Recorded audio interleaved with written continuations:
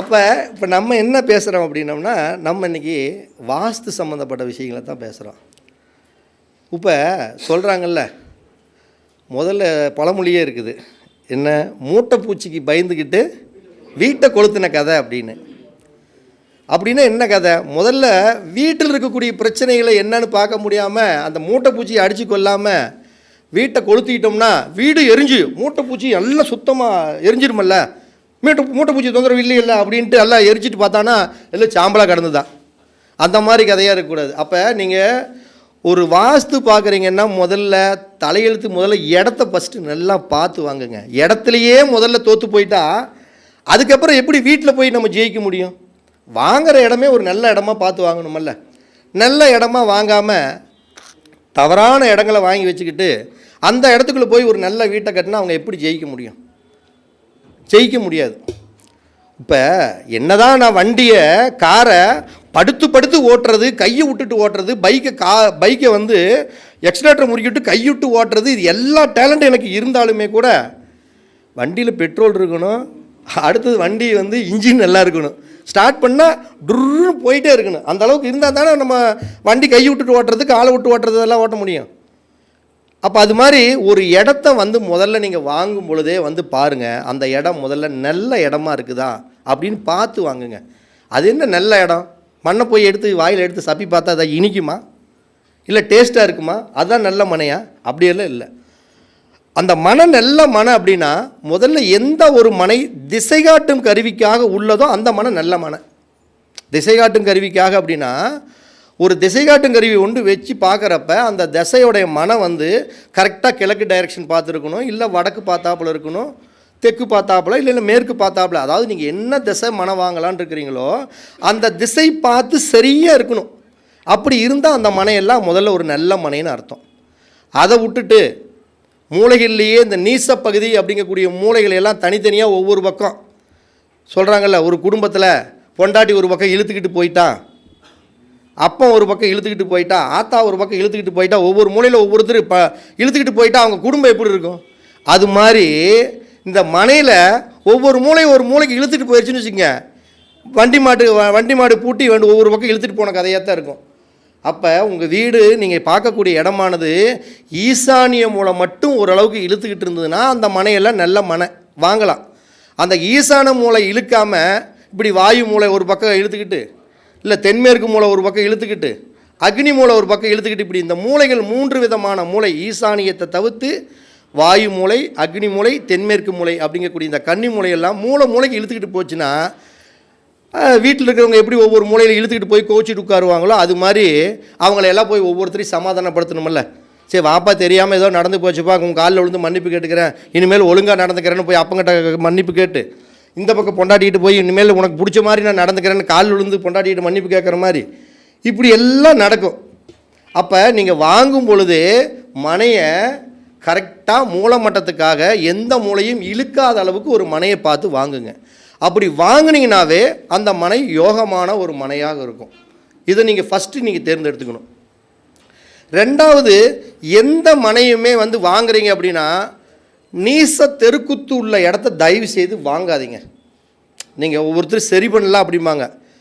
சரி பண்ணுறதுக்கு முன்னாடி நீங்கள் வாங்க போகிறதுக்கு முன்னாடி நீச தெருக்குத்து அப்படின்னா இந்த வடக்கு பார்த்த ஒரு ஃப்ளாட்டுக்கு வடமேற்கு மூலையிலிருந்து ஒரு தெரு வந்து குத்துனா அது நீச தெருக்குத்து. கிழக்கு பார்த்த ஒரு மனைக்கு அக்னி மூலையிலிருந்து வந்து ஒரு தெரு வந்து குத்துனா அது நீச தெருக்குத்து. மேற்கு பார்த்த ஒரு ஃப்ளாட்டுக்கு வாயு மூலையிலிருந்து ஒரு தெரு வந்து, அதாவது மேற்கு பார்த்த ஃப்ளாட்டுக்கு தென்மேற்கு மூலையிலிருந்து ஒரு தெரு வந்து குத்துனா அதுக்கு பேர் நீச தெருக்குத்து. அதே மாதிரி தென்மேற்கு மூலை, அதாவது தெற்கு பார்த்த ஃப்ளாட்டுக்கு தென்மேற்கு மூலையிலிருந்து ஒரு தெருக்குத்து வந்ததுன்னா இதெல்லாம் நீச தெருக்குத்துன்னு பேர். இப்படி நீச தெருக்குத்து உள்ள மனையை நீங்கள் தயவு செய்து வாங்காதீங்க. இப்போ வடக்கு பார்த்த ஒரு ஃப்ளாட்டு, இல்லை எந்த திசை பார்த்த ஃப்ளாட்டாக இருந்தாலும் சரி, இந்த வடமேற்கு மூலையிலிருந்து வந்து ஒரு தெரு வந்து கண்டிப்பாக குத்துச்சு அப்படின்னா நிச்சயம் அந்த வீட்டில் இருக்கிறவங்க உங்களுடைய ஜாதகம் என்னதான் நல்லா இருந்தாலுமே கூட ஒரு நாள் ஒரு பொழுதாவது நிச்சயம் நீங்கள் கோர்ட்டு கேஸு வம்பு வழக்கு சார்ந்த விஷயத்தில் ஒரு ஸ்டேஷன் பக்கம் போய் நின்று ஆகணும். இது உங்களுடைய தலையெழுத்து, இது மாறவே மாறாது. நல்லா இது அனுபவத்தில் நான் நிறைய கண்டறிஞ்சிட்டேன். இந்த கணவன் மனைவிக்குள்ளே 2 பேர்த்துக்குள்ளேயும் அந்யோன்யம் இல்லாமல் சண்டை சச்சரவு, தாம்பத்திய சுகம் சிறக்காமல் போகிறது, இந்த மாதிரி எல்லாம் இருக்குது அப்படின்னா உங்களுடைய மனையானது வாயு மூலையிலிருந்து ஒரு தெரு வந்து தாக்கங்கள் குத்தும் பொழுது அந்த வீட்டில் கணவன் மனைவி அந்யோன்யம் இல்லாமல் இருக்குது. அப்போ இந்த மனையை தேர்ந்தெடுக்கும் பொழுது இந்த வடமேற்கு தெருத்தாக்கம் இல்லாமல் நீங்கள் பார்த்துக்குங்க. அதே மாதிரி தென்கிழக்கு தெருத்தாக்கம், அதாவது தென்கிழக்கு அப்படின்னா கிழக்கு அக்னியிலிருந்து வரக்கூடிய தெருத்தாக்கம். அதாவது தென்கிழக்குங்கிறது 2 திசை இருக்குது. கிழக்கு பக்கம் இருக்கக்கூடிய திசை கிழக்கு அக்னி, தெற்கு பக்கம் இருக்கக்கூடிய திசை தெற்கு அக்னின்னு 2 இருக்குது. அப்போ கிழக்கு அக்னியிலிருந்து ஒரு தெரு வந்து அந்த வீட்டில் கண்டிப்பாக குத்துனா நீங்கள் தங்கமாக நல்லா சம்பாதிச்சாலும் சரி கண்டிப்பாக கடன்காரன் ஆயிடுவீங்க. அதில் மாற்றமே இல்லை.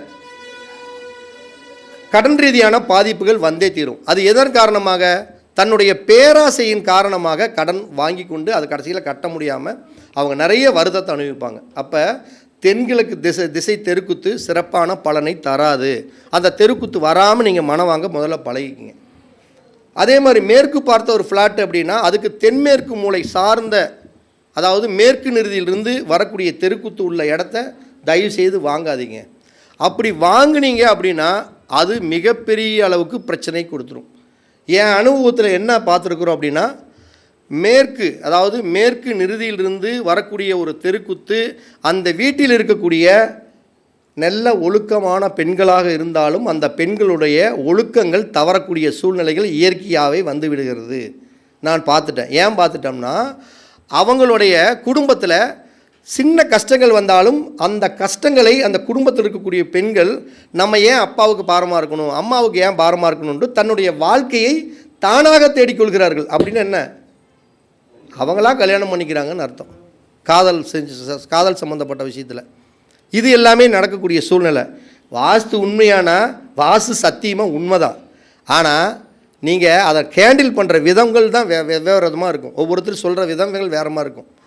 அதே மாதிரி தெற்கு பார்த்த ஒரு ஃப்ளாட் அப்படின்னா அதுக்கு தென்மேற்கு மூலையிலிருந்து வரக்கூடிய தெருக்குத்து கண்டிப்பாக பாதிப்பை கொடுக்கும். என்ன மாதிரி பாதிப்பை கொடுக்குது அப்படின்னா, ஒரு மனிதனுடைய தென்மேற்கு அப்படின்னா ராகுனா அந்த எலும்பு வந்து சென்ட்ரல் இந்த எலும்பு இருக்கும் பார்த்தீங்கன்னா ஃபைனல் கார்டும்பாங்க. அந்த தென்மேற்கு மூலை தெருக்குத்து இருந்து ஒரு இடத்துல அவங்க வீட்டை கட்டிட்டாங்க அப்படின்னாவே அவங்களுக்கு வருவது அதிகபட்சம் வெளியூர் வெளிநாட்டு வாழ்க்கையின் மூலம் பொருளாதாரம் வரும். அதே சூழ்நிலையில் அவர்களுடைய ஃபைனல் கார்டு சம்பந்தப்பட்ட பாதிப்புகளை நிறைய அடைஞ்சிருக்காங்க. இதை நான் அனுபவத்திலையும் பார்த்துருக்குறேன். அப்போ நீங்கள் தவறான தெருக்குத்துள்ள இடத்த முதல்ல நீங்கள் வாங்காதீங்க. நீங்கள் வாங்கிவிட்டு கடைசியில் வாங்கிட்டேன் என்ன பண்ணுறது அப்படின்னா, அதற்கு தகுந்த ஆலோசனையின் பேரில் அதில் வீட்டை கட்டி பழகணும். தகுந்த ஆலோசனைனா என்ன, உங்களுடைய ஜாதகத்தை பார்க்கணும். எந்த தெருக்குத்து தப்பாக இருக்குதோ அந்த தெருக்குத்துக்கு உண்டான நவகிரக தெய்வம் உங்களுடைய ஜாதகத்தில் வலுவாக இருக்காரா, இல்லை வலுவில்லாமல் இருக்காரா, இல்லது கரும நட்சத்திரத்தில் இருக்கிறாரா அப்படிங்கிறதெல்லாம் பார்த்து அதை சரி பண்ணிக்கிட்டு தான் நீங்கள் அந்த வீட்டுக்குள்ளேயே கட்டணும். இதுதான் முதல்ல நீங்கள் இடத்த தேர்வு பண்ணக்கூடிய பரம ரகசியமே இதுதான். அப்போ நீங்கள் ஒரு இடம் வாங்குறீங்கன்னா அந்த இடம் எப்பயுமே சதரமான இடம் வாழ்க்கையில் சகலவிதமான பாக்கியங்களையும் தரும். நல்லா புரிஞ்சுக்குங்க. சதரமாக இருக்கக்கூடிய வாழ்க்கை இடம் உங்களுடைய சகலவிதமான அனைத்து பாக்கியங்களையும் தரும். அது என்ன சதரமான இடம்? 40க்கு 40, 30க்கு 30, 60க்கு 60, இதெல்லாமே சதரமான இடம். இது சகலவிதமான பாக்கியத்தையும் கொடுக்கும். அதே மாதிரி செவ்வகமனை, அதாவது செவ்வகமனைனா ஒரு 40 அடி இருக்குதுன்னா 1:2ங்கிற மாதிரி ஒரு 40 அடி இருக்குதுன்னா ஒரு 80 அடி இப்படி இருக்கக்கூடிய மனை மிகுந்த செல்வத்தையும் யோகத்தையும் அதிர்ஷ்டத்தையும் அள்ளித்தரும். இதை தாண்டி ஒரு 40 அடி இருக்குதுன்னா 120 அடிக்கு மேலே இது இருந்துன்னா அந்த மனையெல்லாம் வந்து பார்த்திங்கன்னா சிறப்பான மனை கிடையாது. அதில் வந்து நீங்கள் நிம்மதியாக வாழ முடியாது. வீட்டை கட்டிட்டு எங்கேயாச்சும் வனாந்தர வாசம் பண்ணக்கூடிய சூழ்நிலையில் கொடுத்துரும். அப்போ இப்படிப்பட்ட ஒரு இடங்களைத்தான் நீங்கள் தேர்வு செஞ்சு ஒரு இடங்களை வாங்கி முதல்ல கட்டணும். இப்படி எல்லாம் ஒரு இடங்களை நீங்கள் வாங்கிட்டாலும் உடனே உங்கள் சௌகரியத்துக்கு நீங்கள் வீட்டை கட்டிட முடியாது. ஒரு நல்ல ஒரு ஜாதகரை அணுகி உங்களுக்கு வீடு கட்டக்கூடிய தசாபுத்திகள் வந்துருச்சா இல்லை வல்லையா அப்படின்ட்டு. இப்போ நிறைய பேர் பார்த்திங்கன்னா ஒரு 10 லட்ச ரூபா 5 லட்ச ரூபா கையில் காசு வந்துருச்சுன்னா உடனே என்ன பண்ணுவாங்க, சரி பணம் இருக்குது போடு இந்த மாதம் அடுத்த மாதமாக ஆணி ஆடி ஆவுனே போட்டுவிடு, வீட்டை பழக்கால் போட்டுவிடு, பூமி பூச்சி போட்டுவிடு, வீட்டை கட்டலான்னா வீட்டை நீங்கள் குழி கூட தோண்ட முடியாது. அப்படி குழி தோண்டினீங்கன்னா பாதியில் நின்று போயிடும். அப்போ வீடு கட்டக்கூடிய நேரங்கள் கரெக்டாக இருக்கணும் நம்ம ஜாதகத்தில். அப்போ நேரங்கள் சரியாக இருந்து ஒரு வீட்டை கட்டினீங்க அப்படின்னா அது சிறப்பான அடுத்த பரிணாமத்துக்கு போகும். அப்போ நீங்கள் ஒரு வீடு கட்டுறப்ப எந்த விஷயத்தில் நீங்கள் ரொம்ப கவனமாக செயல்படணும் அப்படின்னா, நீங்கள் வீடு கட்டுறப்ப முதல்ல அந்த கட்டடத்துடைய அளவுகள் விஷயத்தில் ரொம்ப கவனமாக இருக்கணும். நான் அடிக்கடி சொல்கிறது என்னென்னா, வாஸ்து என்பது ஒரு சாஸ்திரத்தில் ஒரு 25% பங்கு வாஸ்தே தவிர முழுமையானது ஒரு கட்டடத்திற்கு வாஸ்தே அல்ல. வாஸ்து அப்படிங்கிறது பொதுவாக இன்றைய காலகட்டத்தில் இன்னைக்கு சிறப்பு விருந்தினர் ஒரு பேச்சு சொல்கிறேன், வாஸ்துங்கிறது சிம்பிளாக சொல்கிறேன். இன்றைய சிறப்பு விருந்தினர் யார் அப்படின்னு நம்ம ஒரு கேள்விகள் வச்சோம்னா, ஐயா இவ்வளோ நேரம் வாஸ்துப்படி உட்காரல, தங்கப்பாண்டியன் ஐயா வாஸ்துப்படி ஒரு 10 நிமிஷத்துக்கு முன்னாடி உட்காரல. ஏன்னா அவர் இன்றைய சிறப்பு விருந்தினர். அப்போ இந்த சிறப்பு விருந்தினர் வாஸ்துப்படி எங்கே உட்காரணும்னா இந்த மேடையில் தான் உட்காரணும், அவர் அங்கே உட்காரக்கூடாது. அப்போ சரியான இடத்தில் வாஸ்துப்படி இவர் இந்த இடத்தில் உட்கார்ந்துருந்தால் அது சரியான வாஸ்து, மாறி உட்கார்ந்திருந்தால் வாஸ்து தப்பு. இவ்வளோ தான் மேட்ரு. அப்போ நம்ம என்ன பண்ணணும், வாஸ்து என்பது இந்த பஞ்சபூதங்களான நிலம், நீர், நெருப்பு, காற்று. அப்போ நெருப்புன்னு என்ன, சமையல் அறை. நீர்னா என்ன, ஒரு சாமி ரூம் சம்மந்தப்பட்டது. காற்று என்ன, வடமேற்கு மூலை. நிலத்தத்துவம் என்பது என்ன, தென்மேற்கு மூலை. அப்போ ஒரு படுக்கை அறையை இந்த இடத்துல தான் அமைக்கணும், ஒரு சாமி அறையை இந்த இடத்துல தான் அமைக்கணும், அடுத்தது ஒரு சமையல் அறையை இங்கே தான் அமைக்கணும், ஒரு லெட்டின் பாத்ரூமை இந்த இடத்துல தான் அமைக்கணும் அப்படிங்கிறத இந்த நீர், நெருப்பு, காற்று, ஆகாயமான இந்த அறைகளை சரியான திசையில் போய் உட்கார வைக்கிறதோடு அந்த வாஸ்துக்கு வேலை முடிஞ்சு போச்சுங்க. அதுக்கு மேலே வாஸ்துக்கு அங்கே வேலையே கிடையாது. இதெல்லாம் ஓரம் கட்டி தூக்கி எறிஞ்சிட்டு போயிட்டே இருக்க வேண்டியதான். இவ்வளோ தான் வாஸ்து. 25% மேலே வாஸ்து வேலை செய்யாது. சும்மா நிறைய பேர் பேசிகிட்டு இருக்கிறது வந்து நம்ம யாரையும் குறை சொல்லலை. வாஸ்தவோட மனையடி சாஸ்திரத்துக்கு வேலை இல்லைங்கிறாங்க, மனையடி அளவே வேலை இல்லைங்கிறாங்க. அப்படின்னா முன்னோர்கள் எல்லாமே அந்த சாஸ்திரங்களை கடைப்பிடிச்சி தான், மனையடிகளை அளவில் கடைப்பிடிச்சி தான் இன்றைக்கும் எல்லாமே நடந்துக்கிட்டு இருக்கிறத தவிர வாஸ்துங்கிறதெல்லாம் அடிக்கடி நான் சொல்கிறது, நேற்று வந்தது வாஸ்துங்கிறது நேற்று வந்தது, ரீசெண்டாக வந்தது தான். மனையடி சாஸ்திரங்க கூடிய அந்த சிற்ப சிந்தாமணி நூலிலேயே இந்த பூஜை அறை இங்கே தான் வைக்கணும்னு வாஸ்து சொல்லிட்டு போயிட்டாங்க. அதை வந்து நம்ம கொஞ்சம் வேறு மாதிரி பொட்டு வச்சு, பூ வச்சு, சேலை கட்டி, புடவை கட்டி, எல்லாம் ஜாக்கெட்டு ஜன்னல்கள் எல்லாம் வச்சு அதை ஷோ பண்ணிட்டாங்க. ஆனால் மனையடி சாஸ்திரம் என்பது மகத்தானது. அப்போ ஒரு வீட்டை நீங்கள் கட்டுறீங்கன்னா முதல்ல என்ன செய்யணும், ஒரு நல்ல ஆலோசனையின் பேரில் கட்டடத்துடைய நீளங்களை கரெக்டாக வைக்கணும், கட்டடத்துடைய அகலங்களை கரெக்டாக வைக்கணும், கட்டடத்துடைய உள்ளளவுகளை கரெக்டாக வைக்கணும், வெளியளவுகளை கரெக்டாக வைக்கணும். இப்படி இந்த கட்டடத்துடைய நீளங்கள், அகலங்கள், உள்ளளவுகள் இதையெல்லாம் சரியாக வச்சு அந்த வீட்டுக்கு பொருத்தங்களை பார்க்கணும். எதாக இருந்தாலும் சொல்கிறாங்கல்ல, ஜோடி பொருத்தம் நல்லா இருக்குதப்பா, ஜம்முன்னு இருக்குதப்பா அப்படிங்கிறாங்களே. பொருத்தம், ஜோடி பொருத்தம்னு என்ன, இந்த பையனுக்கும் இந்த பொண்ணுக்கும் உள்ள பொருத்தம் தான் ஜோடி. அதைத்தான் பொருத்தத்தில் இந்த வீட்டுக்கும் இந்த வீட்டுக்காரருடைய உரிமையாளருக்கும் ஒரு ஜோடி பொருத்தம் வேணும். அதுதான் மனையடி சாஸ்திரம். அந்த சாஸ்திரத்தை தான் நம்ம கையாண்டு வீட்டை கட்டணும். அப்போ ஒரு அடிக்கணக்கு இருக்குது அப்படின்னா, நீங்கள் அந்த அடிக்கணக்கில் ஏற்கனவே மனையடி சாஸ்திரத்தில் அடிக்கணக்கெல்லாம் சொல்லிட்டாங்க. 6 அடி நன்மை, 8 அடி நன்மை, 10 அடி நன்மை, 11 அடி நன்மை, 16 அடி நன்மை, 17 அடி நன்மை, 20 அடி நன்மை, 21 அடி நன்மை, 22 நல்லது, 26 நல்லது, 27 நல்லது, 28 நல்லது, 30 நல்லது, 29 நல்லது, இப்படி 100 அடிக்கு மேலே சொல்லியிருக்காங்க. நம்ம கிட்டத்தட்ட நான் 1000 அடிக்கு மேலே அந்த அடிக்கணக்கில் நிறைய எடுத்து வச்சுருக்கிறேன். அந்த ஒவ்வொரு அடிக்கும் இப்போ நான் 450 அடி எப்படி இருக்கும்னு நம்மளால் சொல்ல முடியும். இந்த 450 அடிக்கு இதுதான் பலன், 500 அடி வைக்கலாம்னா 500 அடிக்கு இதுதான் பலன் அப்படிங்கிறத நம்ம தொகுத்து வச்சுருக்கிறோம். அப்போ உங்களுடைய கட்டடத்துடைய நீளங்களை, அகலங்களை நீங்கள் சரியாக எடுத்துக்கொள்ள வேண்டும். ஆனால் நான் நிறைய மேடையில், இந்த மேடையில் வந்து இன்றைக்கி ஒரு புதிய விஷயத்தை நான் சொல்லியே ஆகணும். இந்த குழி பொருத்தம் அப்படிங்கக்கூடிய விஷயத்தை நிறைய பேர் நிறைய ஆங்கிளில் பார்த்துக்கிட்டு இருக்கிறாங்க. ஆனால் உண்மையாலுமே என் அனுபவத்தில், நான் ஒரு 35 வருஷம் ஆச்சு, அதுக்கு மேலே பழமை வாய்ந்தவங்களும் நிறையா இருக்கலாங்க. ஆனால் என்னுடைய அனுபவத்தில் 35 வருஷத்தில் அதிகபட்சம் பார்த்திங்கன்னா ஒரு 1000 வீடுகளுக்கு மேலே நான் மேப் போட்டு கொடுத்துருப்பேன். இந்த 1000 வீடுகளிலும் என்னுடைய ஃபார்முலாவில் தான் நான் மேப் போட்டனே தவிர வேறு கால்குலேஷனில் போட்டதே இல்லை. அது என்ன அப்படின்னா, ஒவ்வொருத்தரும் எல்லாமே 34 இன்ச்சுக்கு 34 இன்ச்சு, அதாவது 1156 அங்குலம் கொண்டது ஒரு மனக்குழி பொருத்தம்னு எல்லாருமே ஒரு கேட்டகரி சொல்லிக்கிட்டு இருக்கிறாங்க. ஆனால் அதையும் தாண்டி 36 × 36 1296 அங்குலம் கொண்டது தான் ஒரு குழி. இதுதான் அனுபவத்தில் நான் கண்டுபிடிச்ச விஷயம். இது நம்ம பாட்டுக்கு நம்ம சொல்லிட்டு வாயில் வந்தது சொல்லிட்டு போயிடக்கூடாது. இதை நடைமுறையில் பார்த்து அவங்களோட வாழ்க்கை நல்லா இருக்குதா அப்படின்னா, நான் ஒரு வீட்டை கட்டி 25 வருஷத்துக்கு முன்னாடி கட்டி கொடுத்த ஒரு 25 வீட்டை எடுத்து வச்சுக்கிட்டு அந்த 25 வீட்டுக்கு நம்ம பொருத்தம் பார்த்துருக்கோம் பார்த்தீங்களா, அந்த பொருத்தத்தின் பிரகாரம் அவருடைய வாழ்க்கை தரத்தில் அவங்களுக்கு எல்லாம் இதெல்லாம் நடந்திருக்குதானா 100% அவங்களுக்கு நடந்திருக்குது. இந்த பொருத்தம் கரெக்டாக வந்திருக்குது. இதை மேடையில் பேச வைக்கிறது கூட 50 பேர்த்த கூட நான் சொன்னால் வர்றதுக்கு ரெடியாக இருக்காங்க. அந்த அளவுக்கு நம்ம அந்த கஸ்டமர் வந்து நம்ம மேலே அந்த ஒரு பிரியம். ஏன்னா அந்த வீடு கட்டினதுக்கப்புறம் வீட்டில் சுமாராக இருந்தவங்க கூட நல்ல வீட்டை கட்டினாங்க, 4 ஏக்கர் காடு பிடிச்சாங்க, பொண்ணு நல்லா படிச்சுது, படித்து உடனே கவர்மெண்ட் வேலைக்கு போயிடுச்சு, பையன் படித்தான், ஐடி ஃபீல்டில் வேலைக்கு போயிட்டான், உடனே நல்ல கல்யாணம், நல்ல குழந்தைகள், நல்ல வருமானம், ஃபுல் செட்டில்டு. கிட்டத்தட்ட ஒரு 20 வருஷம் வரைக்கும் எந்த அசம்பாவங்கள் நடக்காமல் ஃபேமிலி அப்படியே ரன் ஆகி போயிட்டே இருக்குது. அப்போ என்னன்னா அதுதான் அந்த மனப்பொருத்தத்துடைய விளக்கம். அப்போ ஒரு வீடு நீங்கள் கட்டுறீங்கன்னா கட்டடத்துடைய நீளங்களையும் அகலங்களையும் சரியான அளவுகளை நல்லா புரிஞ்சுக்குங்க. வாஸ்துப்படி அப்படிங்கிறது ஒரு 25% எதை எங்கெங்கே வைக்கணுமோ, சமையல் ரூம்பு, பெட்ரூம்பு, ஹாலு, கிச்சனு, டைனிங்கு, இதையெல்லாம் இந்த வாஸ்துப்படி ஒரு பக்கம் வச்சுட்டு இந்த மனையடி சாஸ்திரத்தை தூக்கி கொண்டாந்து அப்படி உள்ள போர்வையாட்ட ஒரு போத்துனீங்கன்னா தான் அந்த வாஸ்து ஒரு முழு நிறைவு.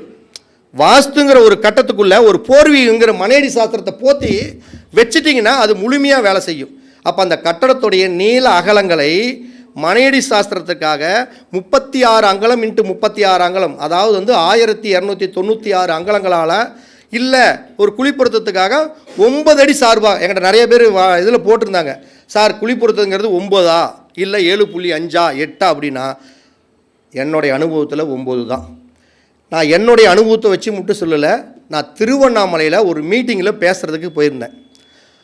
அவருடைய தாத்தா, நான் போன பார்த்தவரே வயசு 80 வயசு, அவருடைய தாத்தா மிகப்பெரிய மனையடி சாஸ்திர நிபுணராக. அவருங்க தாத்தா கட்ட வண்டியில் வச்சு கூட்டிகிட்டு போவாங்களா. நான் ஒருவேளை என் மனசுக்குள்ளே உள்ள ஒரு எண்ணம் இருந்துகிட்டே இருக்குது, இல்லை 8 9 நம்ம 9ங்கிறோம், அடுத்தவங்க 8ங்கிறாங்களே, இதெல்லாம் எனக்குள்ள ஒரு தப்பான ஒரு எண்ணங்கள் மனசுக்குள்ளே இருந்துக்கிட்டே இருந்தது.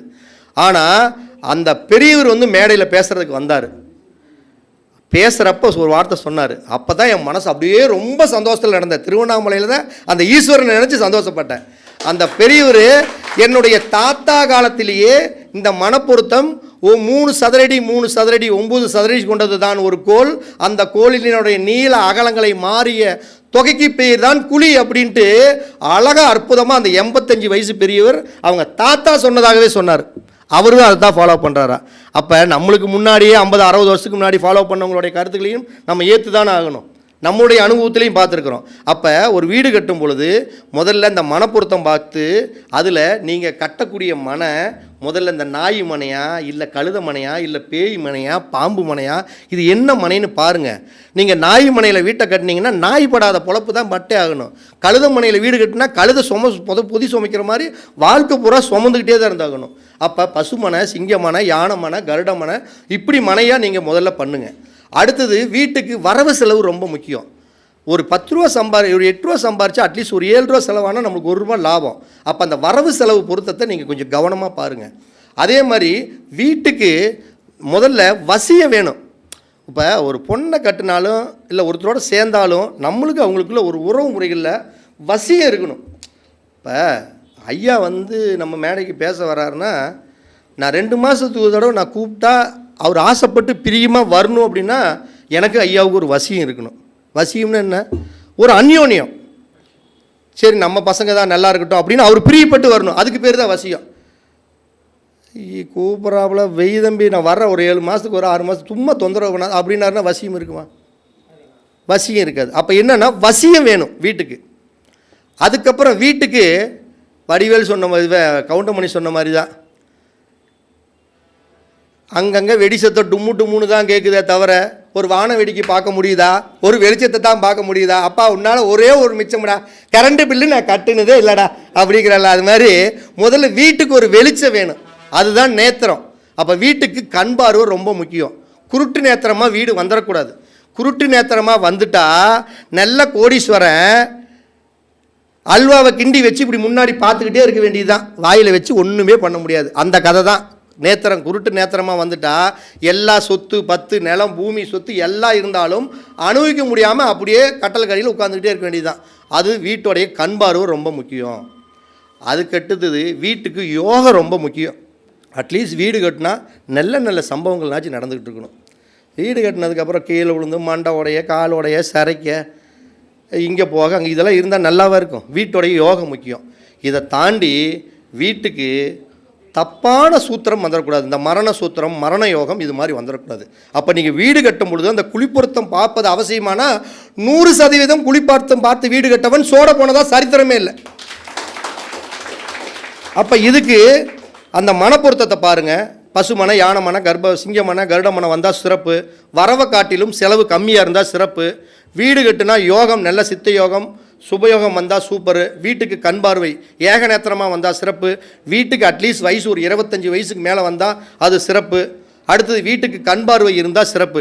இப்படி 15 பொருத்தங்கள் இருந்தாலும் நாம் எதிர்பார்க்கக்கூடிய இந்த 5-6 பொருத்தங்களை ரொம்ப முக்கியமாக நம்ம எதிர்பார்த்து வீட்டை கட்டினா மிக யோகமாக இருக்கலாம்.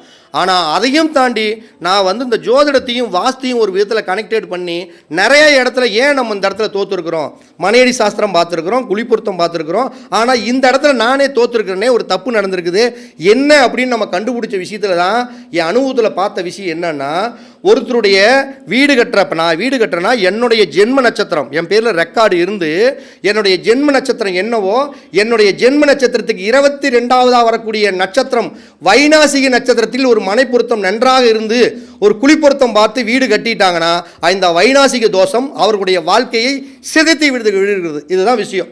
எல்லா பொருத்தமே இருந்தால் கூட இந்த நட்சத்திர பொருத்தம் இல்லைன்னா அந்த வீட்டில் சித்திரவதைப்படுறாங்க. அப்போ நீங்கள் என்ன பண்ணணும், நான் சொல்லக்கூடிய இந்த 6 பொருத்தத்தோடு வைநாசிக பொருத்தமும் வராமல் நீங்கள் பார்த்துக்கிட்டிங்கனாவே உங்கள் வீடு அப்படிங்கிறது ஒரு அதிர்ஷ்டகரமான யோகமான லட்சுமி குபேர யோகம் உள்ள ஒரு அதிர்ஷ்டமான வீடுகளாக நிலங்களாக அமையும் அப்படிங்கிறதுல எந்த ஒரு மாற்று கருத்தும் இல்லை.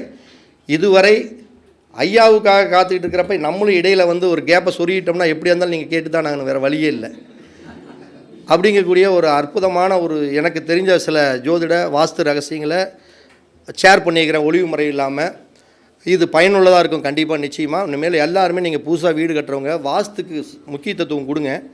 ஒரு 25% கொடுத்துட்டு மனையடி சாஸ்திரத்துக்கு பழைய சித்தாந்த முறைகளை நீங்கள் கையாளுங்க. வாழ்க்கை செழுமையாகுங்கக்கூடிய அற்புதமான தகவலை கூடி தர்மத்தின் வழி செல்ல செல்ல கர்மத்தின் வழி குறையும் அப்படிங்கக்கூடிய அற்புதமான தகவலோடு மீண்டும் நான் அடுத்த தருணத்தில் சந்திக்கிறேன்.